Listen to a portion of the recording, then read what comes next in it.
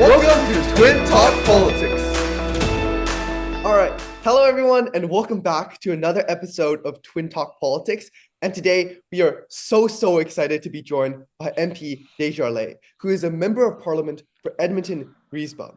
And first and foremost, we just want to thank you, MP Desjarlais, for taking the time out of your probably really busy day to speak with us today. And I know Jason and I are so excited to talk to you about so many things. But first, how are you doing today, MP Desjarlais? I'm doing very well. I'm very happy to be speaking to both Jerry and Jason here. I know you're doing a really good work. Your podcasts are a really good effort of democratic participation, but also just being involved in one's community and trying to understand the world we live in. So it's always a good day when we can chat about the things that matter most to people. It's why I got involved in politics, and I think it's probably why you're doing this. Yeah, sure. Cool. Our podcast likes to start off with a tradition, and given that you already know our names are Jason and Jerry, we can't ask you the original question that we planned, but we still want to ask a question that's purely based on luck. So we are wondering if you could take that 50-50 chance to guess who is older, Jason or myself. This is a good question. Older. Like I'm someone who likes to make decisions based off of evidence. So I'd like to Yeah. think that, in which I got the first question right based Yeah. on some evidence. Yeah. But I think that it's probably Jerry is probably older. No, Unfortunately, that's unfortunately. wrong. You're one point away. I failed. I have to take my losses as a lesson. So Yeah. I'll do Yeah. better next time. Yeah, at least you got who is who correct, so that's pretty incredible already. Yeah, Yes. but I'm Jason. I was born 3 minutes older, and that's Jerry. And he's born 3 minutes younger than me. Probably the best 3 minutes of my life. Now that you know how to tell us apart, let's just jump straight into the interview. So just to get started with the interview, our first question for you is we were just wondering maybe if you could please introduce yourself, maybe some passions that you love to do outside of politics, and how you got really interested and involved in politics in the first place. Those are great questions, and I think it's a question that wasn't one I asked myself really when I was younger, and that's because I really didn't see myself able to or part of Canada's democratic tradition. When we turn on the television or when we look at debates or when we think about politicians in Canada, particularly when I was growing up in the early 90s, it was a predominantly older white male profession. It was a place where you thought of these people as guardians of our democracy, but not so much people in our community. Mhm. And so that was, I think, something that is still a stereotype today. And so I think there's real barriers to participating in our democratic society because of those assumptions we make.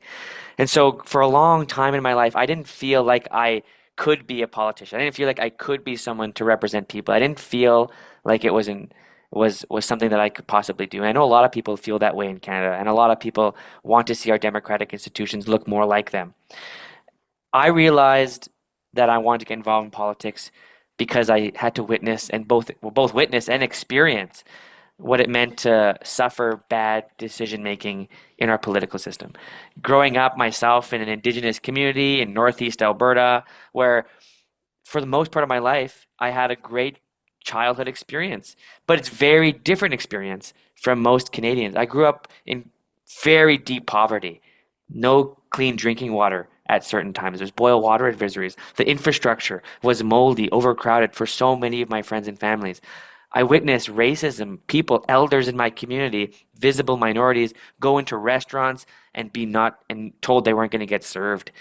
It was extreme. And I want to know growing up why. Why is it that the people I love most, my mom, the person who saved my life, took me in when the systems of government failed us so many times, ripped families apart through residential schools, ripped families apart through the 60s scoop, and continues to rip families apart through CFS, that these systems, which are so violent, how could they have been created? And how could it be that no one stopped them? Mhm. Why? And so the question of why really drove me into politics. It drove me to try to understand why is it that some people have access to good education and some people don't? Why is it that some people have clinics and hospitals in their towns and my community didn't?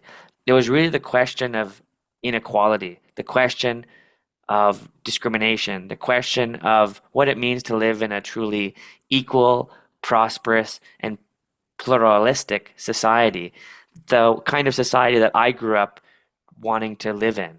And I'll leave the question with this which was an elder told me when I was much younger, that no forest, the best forests, the best forests in the world are diverse forests. Forests that can be a home to very tall cedars, in addition to ferns, grasses, yeah, all kinds of life, oak trees. The most diverse forests are the most successful ones. Forests that have only one type of species in them die. And we know that. The climate crisis shows us that. The palm tree forests of Brazil that took down rainforests so that we can build more palm oil has directly resulted in catastrophic results, both for the forest and for those who rely on the forests.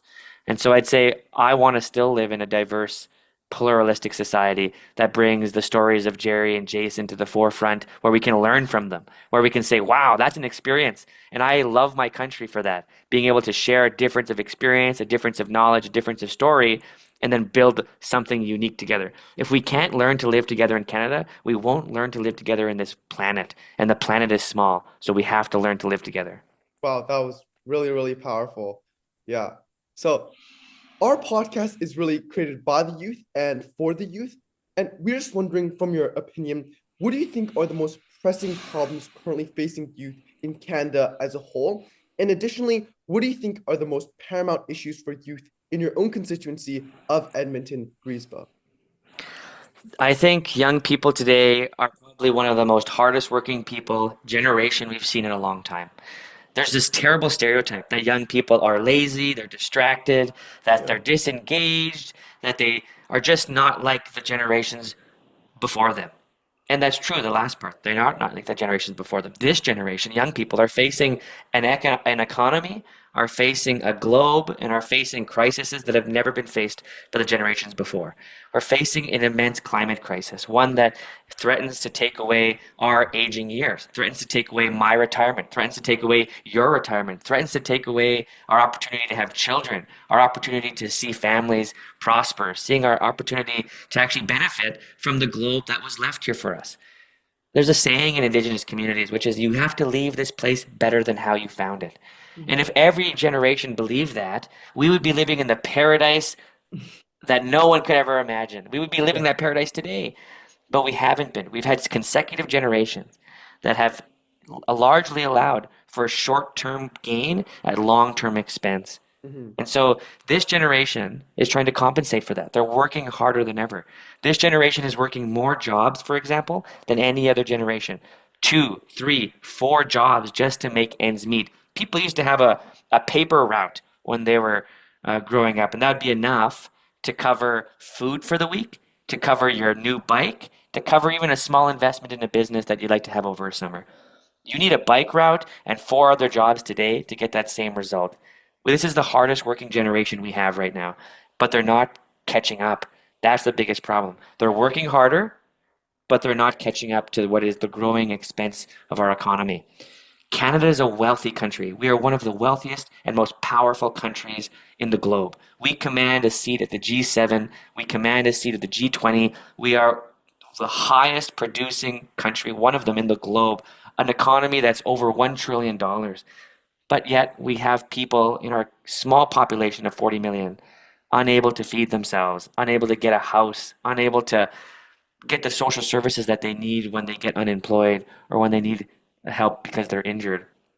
We need to reorganize our economy away from poverty. And I think Canada used to be a country of a mixed market approach where we delineated between the needs and the wants of Canadians. That the needs of Canadians, water, food, shelter, were always going to be met. That we would always make sure that if you did not have those things, the government and our taxes would go towards it because we're going to pay for those expenses later on if we don't address it now. Versus the wants. We believe in an economy that is a mixed market economy. That means that private enterprise should be able to flourish. If you're a small or medium-sized business, you should be able to build a product, innovate a product, research a product, and get it to market and earn money. But right now, we don't have a free market in Canada. We have a market that is very centralized with very large corporations that continue to disadvantage innovation in Canada by competing so heavily against those little corporations, those little tiny companies, those mom and pop shops. They buy them out as soon as they're profitable and we never see them again.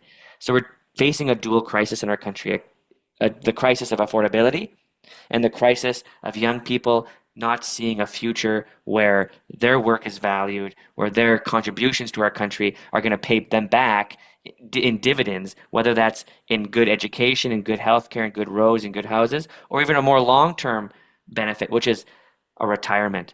I really question that if we don't change substantially towards a more modern and progressive society, we will have to start giving up really important things like retirement, like EI supports, like public health care. We need to actually ensure that those things are dealt with in order for us to build a kind of optimism where people want to participate in politics. Those are the concerns both of my constituents and I think youth across the country. Yeah, wow, that was really, really cool. So in regards to some of those issues, what strategies, motions, or bills have you advocated for or think Canada should advocate for to really kind of resolve some of those issues? Okay, when it comes to housing, the biggest one is non-market housing. And I want to describe, that doesn't sound very cool when you say it that Yeah, way. Non-market housing sounds kind of like in the weeds and just not like an attractive or cool like progressive policy. So we need to work on that. We need young people's help to like figure out how we talk about what is an old solution to the housing crisis, and we need to bring it up, update it, and bring it to the forefront of the future. right. Canada experienced a housing crisis once. We experienced the full-on housing crisis.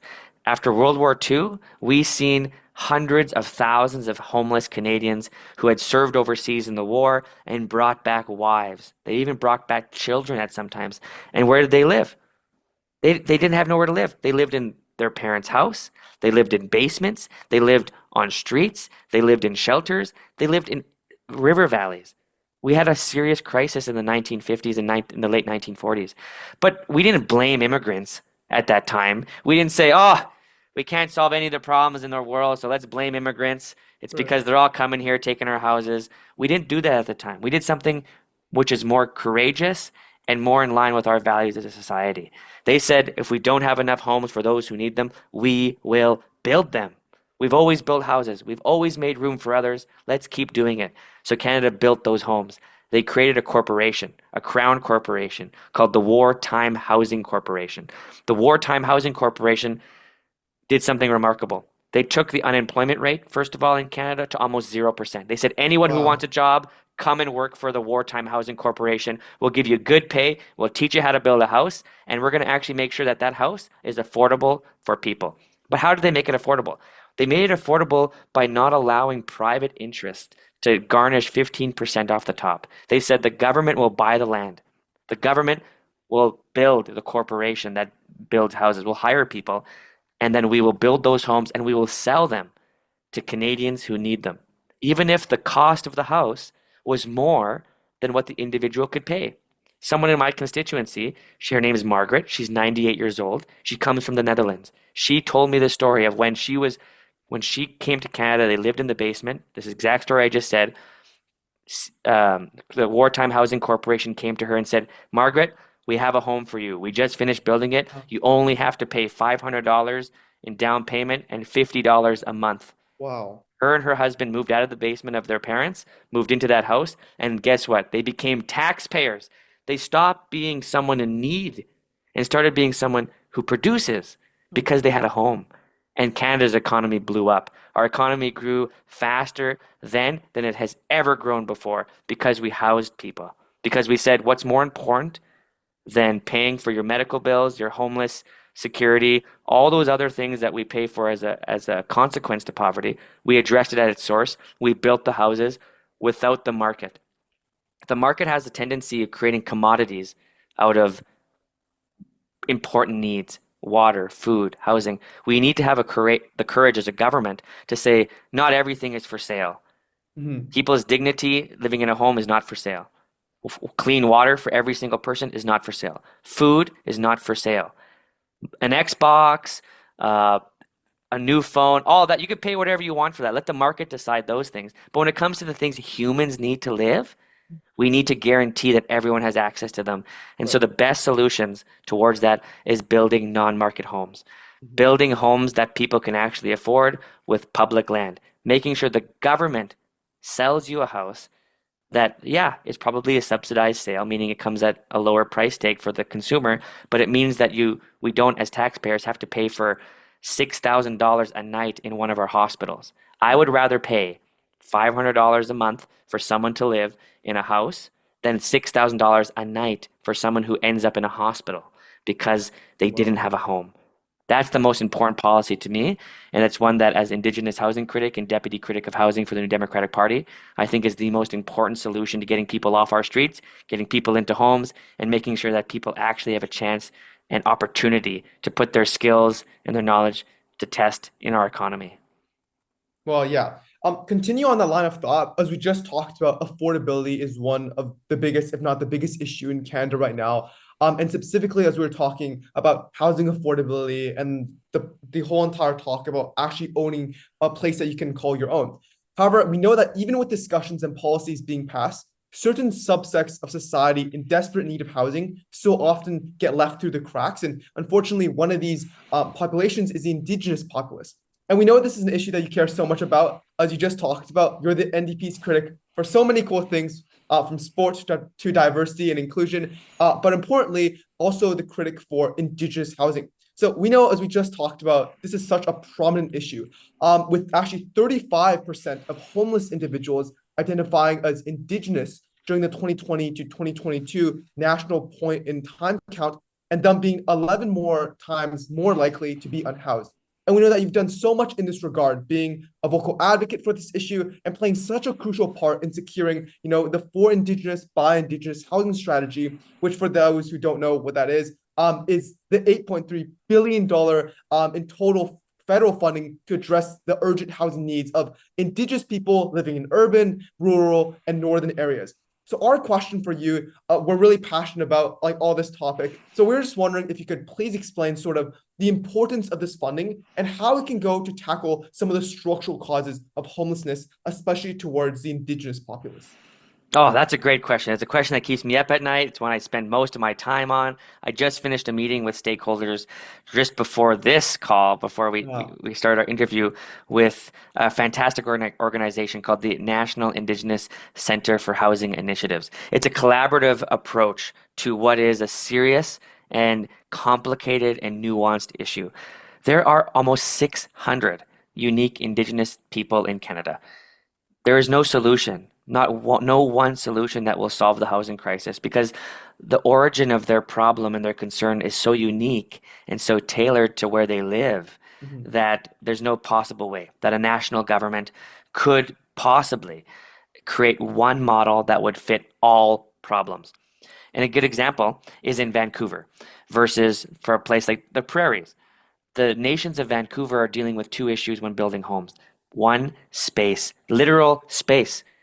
Vancouver and its surrounding area is reducing in its size, and it's creating a massive competition for land. How much the value of land, for example, is skyrocketing. So Indigenous people are finding that they cannot, either individually or by a nation, a reserve, cannot afford to participate in the market to actually build homes that they need for their people.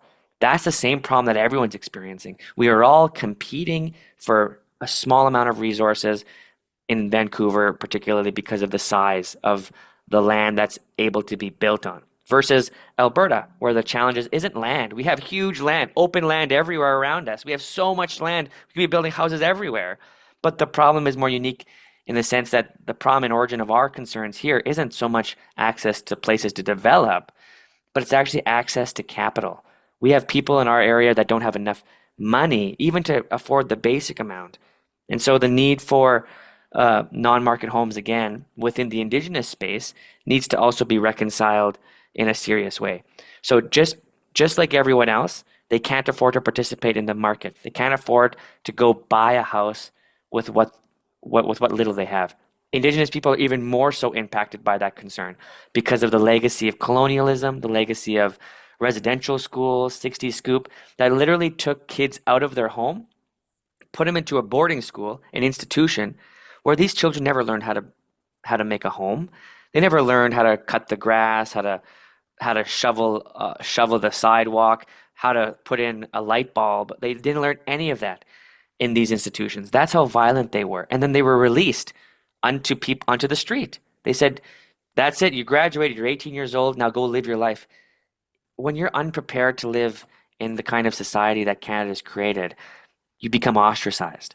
And when you become ostracized, you become in pain. And when you're in pain, you want to take that pain away. So you get access to drugs, you get access to alcohol, you get access to becoming the type of person that society made you into. You become the things that people tell you you are. And so they end up on streets.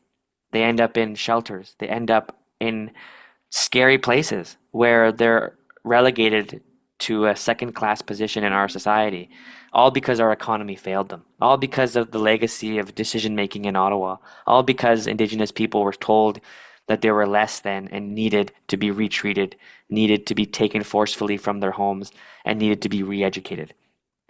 It's a terrible legacy in our country and one we're still reeling from. The ultimate outcome today, the 21st century modern society of these systems, has been homelessness, has been addiction, has been early onset disease, has been early death, has been the highest rate of suicide, has been youth in care. That's the consequences of bad decision making in Ottawa. So it's why I take the approach of harm reduction as the only Indigenous MP in Ottawa. I really believe in harm reduction, not just harm reduction in any kind of drug or addiction sense. I mean harm reduction of all harms. That if you have an Indigenous person in the room, like in Ottawa, where they make decisions like those that impact Indigenous people, like the Indian Act, which is a brutal document. It's the only segregated policy left in the globe where we have that kind of segregated racial law that still exists. Anytime when we have a decision like that being made in Ottawa, I rise to speak to it. And I often fear if I don't rise, no one will speak to this issue, and the law will pass without amendment and do more harm. And so it's really important that we have Indigenous people in the room, that we support Indigenous solutions for Indigenous housing, and that we understand that Indigenous housing in Canada and the results of the lack of support for Indigenous people has been a policy choice. Indigenous people are not inherently lazy, are not inherently evil, are not inherently drug addicts. They've been put in the position directly to those outcomes. And we have to have the moral and material conditions in Ottawa to make and solve that problem. It's been a long time coming, and the solutions are there. The political will is not yet there. And that's part of my job, to push the country, push the Prime Minister, to push the House of Commons towards massive investments, which is why the almost $9 billion worth of investments were really important to me. And that's why that was part of the Confidence and Supply Agreement. We wanted to see a long-term approach to Indigenous housing resources, and we needed the Confidence and Supply Agreement at the time when it was useful to leverage that support, because it was a long-term goal. And that's what the Confidence and Supply Agreement was all about, long-term goals that a minority parliament can't sustain, and we were able to achieve it. The problem has been the administration. The government has still spent less than 1% of that fund. Wow. And that's shocking and disappointing to me. Indigenous organizations feel like they've been left on the hook. They have all this money, and the government took a victory lap. But at the end of the day, it became difficult to swallow that pill because less than 1% has been allocated. And so there are still significant challenges that we need Canadian support towards these goals. And right now we need support to push the government to see that expending this money is more important than them designing a one shoe fits all approach, because it's never going to happen. Yeah. Great question. Thank you. Yeah, just like that statistic really shocked me. In preparation for this talk today, Jason and I were so excited to see so much funding go towards Indigenous housing, but just hearing that statistic of just less than 1% actually being spent is just crazy to me. And talking a little bit more on the vein of Indigenous issues, we know you're both a true trailblazer for both Indigenous and the 2S LGBTQI plus communities, and you've done so much as for being a key representative and an advocate for both of these vibrant communities. So first and foremost, we just want to thank you for that. We know that you're actually the first ever two-spirited MP. Yes. You're serving as a national director of the Métis Settlement General Council, and you are the inaugural co-chair of the Canadian Pride Caucus. So we were super moved by your story of, as you stated earlier, of literally overcoming poverty, fighting intergenerational trauma, and just really showing how love, community can really make the impossible into the possible. So our question for you today is, we are wondering if you could share what was your journey of advocating for this incredible, diverse, and amazing community has really been like, specifically from a position of an MP? And how did you overcome the struggles that were along the way? Oh, that's a great question. I wish we had more time to talk about it because I could write a Yeah. book about that topic. I deeply believe fundamentally that it is a value of Canadians to love and cherish one another. And we have that value for a good reason because we welcome people from all over the world into this place. Canada is in some ways an experiment of the contest of love versus hate. It's that story. Our country, every country has its story. Canada's story is whether or not we can fit the world within our boundaries and get along. Indigenous people began that story when we first welcomed settlers from all over the globe into these territories. It's what Indigenous people wanted when we said we would share this place. We didn't mean just share the land, but share each other, share our stories, our knowledge, our history, and make better choices for the future. I deeply believe that a pluralistic society is always going to be far stronger than a society of just one type of people. I don't believe in ethno-nationalism. I'm a strong opponent to fascism. I believe that fascism, especially ethno-fascism, is a dangerous and powerful force that attempts to take away the legitimacy of the value of all human beings. If we start with the principle that all humans, even more so, all life, is inherently valuable, is inherently beautiful, and is inherently important, we take that approach to our society, then we'll often see that it's more important for us to make accommodations than it is to try to create a hard and fast rule for everybody. If everybody is truly valuable and if everybody is truly worthy as human beings, then we should have the courage to ensure that the rights that give them dignity are truly met and recognized. Whether you're a member of the 2S LGBTQI community, in particular the trans community that's being really targeted right now, or if you're part of a racialized background in Canada, these groups are subjected to larger rates of hate crime and larger rates of discrimination, both in employment and access to public service, than any other group. That's not okay if we want to build a society where everyone's valued and everyone's rights are respected. The analogy I used earlier about the diverse forest, if we don't create conditions of sunlight and water for that diverse forest to thrive, where every life gets access to some sunlight and some water, we can't have a healthy forest. If it's a situation where only some trees get watered and some trees get sunlight, everything else will die. But worse, the tree that was getting the water and the sunlight will also die because it Right. needed everything else to survive. So we are all interconnected. Everyone is interconnected.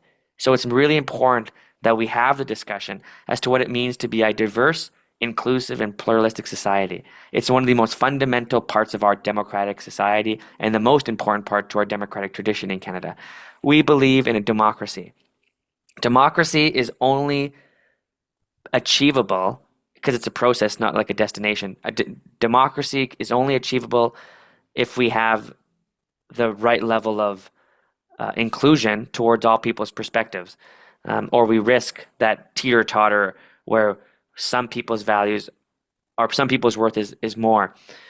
It's really important that we take an approach to our democratic society of one that can create a society rather than the defeatist approach that some people are inherently more valuable, which is why we have the fundamental rule of law for the respective minorities in Canada. It's fundamental to our establishment that any democratic tradition is only democratic if we have rights for minorities, because it rejects the tyranny of the majority. So as political science students, you're going to learn about, you may have already learned about this idea of the tyranny of the majority. Yeah. Socrates and Aristotle, all the way up to Karl Marx, they speak about this tyranny of the majority. How did they fix the tyranny of the majority? Well, they said there's only one way, which is to have fundamental rights for those who are not the majority, fundamental protections, because the majority could attack them, which is why the rights of 2S LGBTQI people are really important. If we allow for the majority to attack minority rights like the 2S LGBTQI community, it becomes a question of whose rights are up for grabs next. Mhm. That's what it will mean.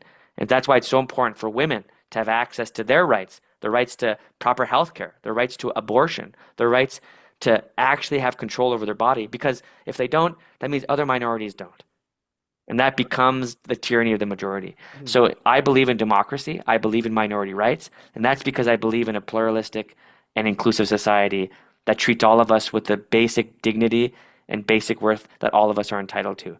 That is the most, I think, important piece to why I'm so passionate about these things, why I think diversity and inclusion is one of the most fundamental issues of our time, because people deserve to be respected, or we seriously risk the tyranny of the majority and ultimately slipping into a tale that's been told too many times, which is ethno-fascism, which is on the rise across the globe.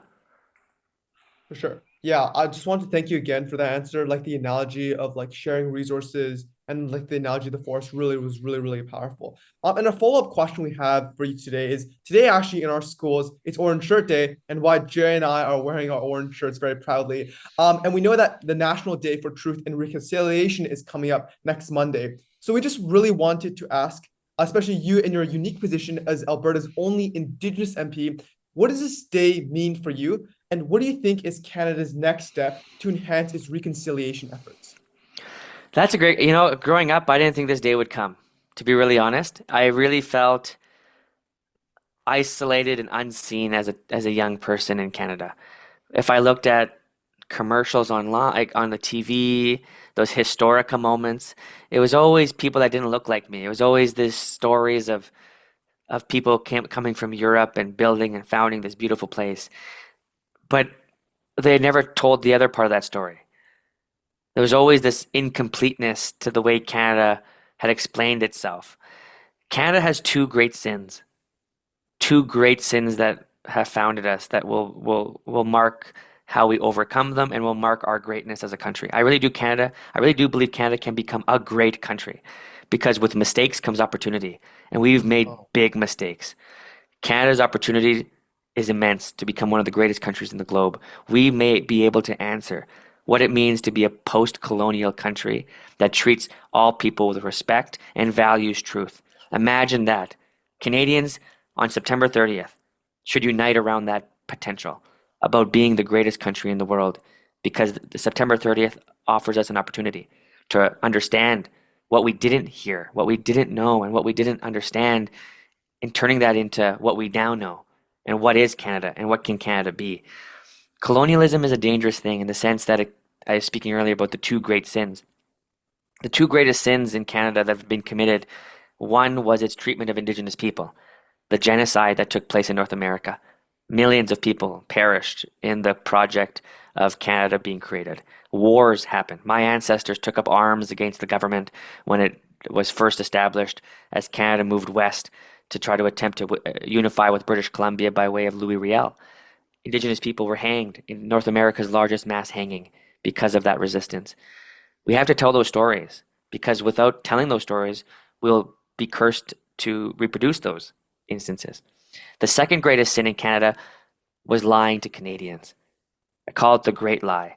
What they told Canadians about residential schools was that they were peaceful, they were loving, that no, look how they even have pictures. Look how beautiful these kids are. They're having a great time in these schools.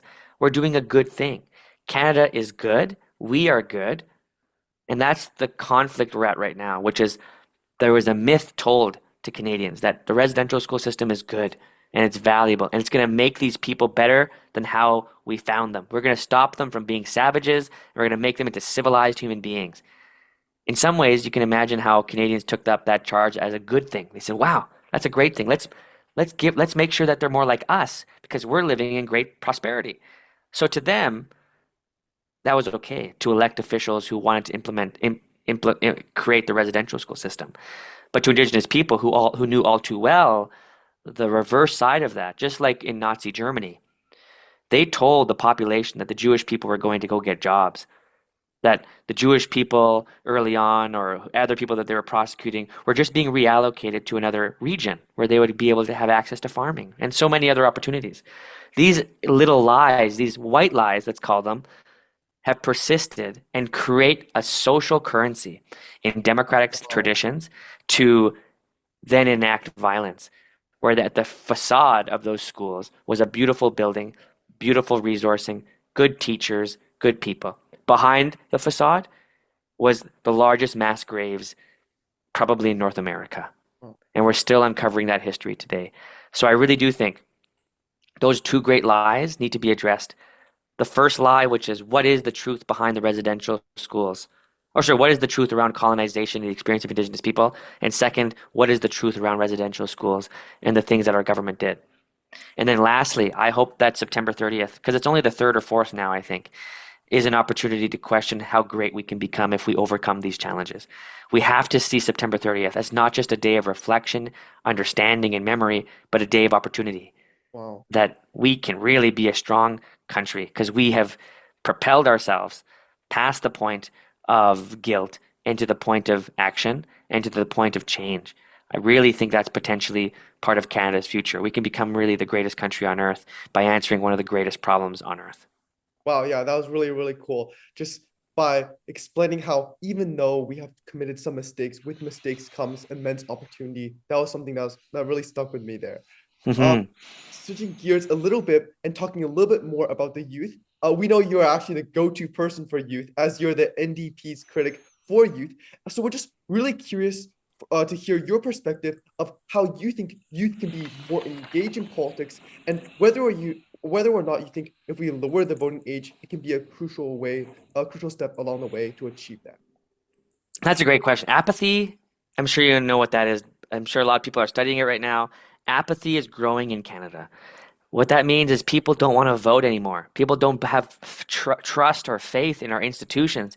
People think that if they vote, their vote is being thrown away, particularly in the West. You might have heard this saying at a coffee shop or in your class or amongst your teachers even, where they say the election's decided in Ontario.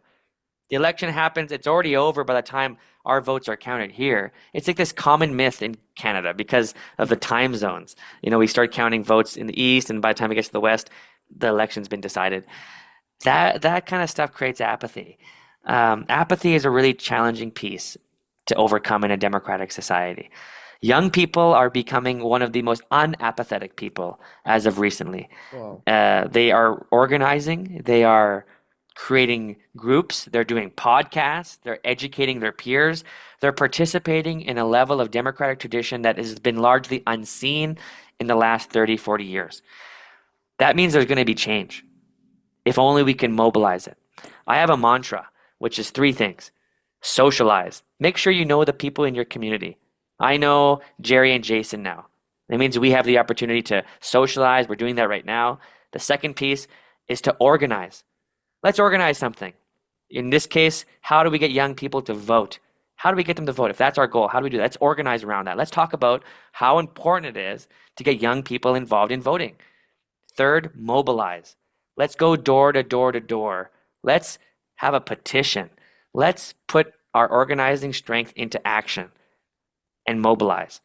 Those three things are the most foundational pieces of a democratic society, or even just getting something done in our country, is socializing, building relationships with your allies, with your people, making sure there's a big coalition where everybody's welcome. Organize. What can everybody do? What are people's strengths? And then mobilize. Do those things. And then you'll have action.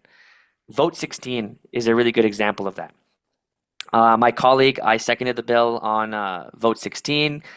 Taylor Backrack is a fantastic member of parliament. This was his bill. I'm a big supporter of it. And people always say, you can't trust 16-year-olds to vote. And I always argue the fact that Canada has many times had this debate. We had the debate when it was about women. Should women vote? At the same time, they said the same thing. They're not smart enough. They don't have the right education. Their values are skewed. They're not Canadian enough. When it came to Indigenous people who finally got the right to vote in 1961 during the general enfranchise movement, they said Indigenous people deserve the right to vote. They are not children. They are not savages. They're not barbarians. They are people who pay taxes and they deserve to have a democratic say. 1961, that passed. Later on in history, of course, we're still dealing with issues of access to the democratic institutions. People who work, for example, still have to go to work on voting day. I'm a firm believer that we need to make our voting more accessible. There should be a guaranteed day off for everyone to go vote. And we should have several of them. But most importantly, it's now time to expand our democratic tradition in Canada to those who understand what's truly happening and those who are implicated or impacted by our systems. People who are 16 are some of the smartest people I know. They're smarter than MPs I work with. They have a good perspective of what's happening. And if we really value the fact that an elder once told me, this earth is more our children than it is mine Wow. because they will live here longer. Why not give them a voice? If this is truly, they're going to truly have to experience the consequences of decisions, give them a voice at the table, bring them into politics. Let's reduce the voting age to 16.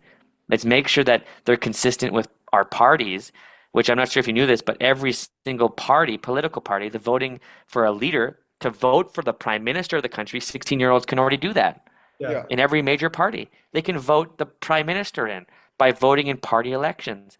Why wouldn't we give them the vote then to form a government? That just makes no sense to me. I'll end with this. Disenfranchisement of voting has always been a tactic in democracy for those who want to hold power. They've always found a way to disenfranchise other voters. America is a really good example when it came to the black enfranchisement movement. You might not know this, but more black people were elected in the 1800s than are elected today. That's Wow. because Wow. governments created legislation to prohibit or stop the access of those persons once they got the right to vote. That's happening in Canada too. We have, for example, some Indigenous communities that do not have a ballot box in their community on election day, still in Canada. Voter suppression is real. We have voter suppression in every democracy. We have to name the problem, we have to address the problem, and we have to increase access. These are some of the ways that we can decrease apathy. We need more of a democratic tradition. We need more people participating in community organizing. And to be really frank, we need politicians like me to do more community engagement. We need to be speaking with people more. We need to be bringing people into our democratic tradition. And if I can give one more example, Hillary Clinton, when she ran against President Trump in his first election, she had done something which she thought was brilliant, but it teaches us something. She said, I'm going to bring together all of the most powerful and important, smart healthcare people. And they're going to build the America healthcare plan that's going to save millions of Americans. A brilliant idea. She brought the smartest people into a room, and all of them tinkered on a document, and they made the best law possible for America healthcare. It was rejected by American voters substantially. What was the problem of that? It was a problem of inclusion. Democratic tradition doesn't flourish when leaders have a solution and they try to pound it down on the population. The most successful democratic policies come from the people, are funneled through a representative, and are made into law. She needed to have included more people. She should have had a national convention on healthcare. Then maybe people would have understood why they were voting for a better healthcare system. But what Trump was able to say was you had elites in a room make a policy that's bad for Americans. She couldn't say no to that because no one came along with her. I want to see a grassroots movement across our country that utilizes organizers, that utilizes activists, that utilizes real people. Get them in a room. Let's make community out of politics, and let's take back our future. Wow, that was Sure. really, really cool. All the amazing examples were really, really inspirational. And then now for our last and fun question, still related to the aspect of community. We know you're deeply, deeply involved within your own community, whether it's attending local events, taking so many photos with constituents, or knocking on countless doors.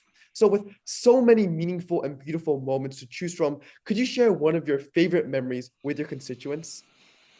Yeah, there was actually I thought about it when I was thinking about this question. There was one moment when I was in the campaign. We ran a vicious campaign in Edmonton Griesbach. In so many ways, I'm so proud of our team. We were able to take a conservative stronghold Yeah. and turn it into a new Democratic seat in the middle of Alberta. That's historic. That's If there's ever proof that democracy works, it's in Edmonton Griesbach. Almost 20 points were gained in one election. It was the only changed seat really across the country, and it took the Conservatives by surprise. What made the difference? The difference was people. We had hundreds and hundreds of volunteers who wanted change, and we offered them one thing. If you come with us, if you walk with us, if you join our group, if you come into solidarity with us, we will win. That's all we promised them, and they did. Hundreds of volunteers came out, and one of the best memories I had was when we were in this co-op housing complex in my riding. Co-op housing is this amazing project that came in the 70s and 80s to help people who wanted to co-purchase buildings and co-live together. Smart model. Yeah. When we went door knocking there, a little child came to the door and she said, "Hey, I seen you across the street. You were knocking on my neighbor's door. What are you doing?" I said, "Listen," she was maybe 5, 6, or 7. I Mm. said, "We're knocking on doors. We're trying to talk to your parents about how we can make Canada better." And this little girl's eyes lit up and she said, "I want to make Canada better. Can I help?" And I said, "Of course you can help."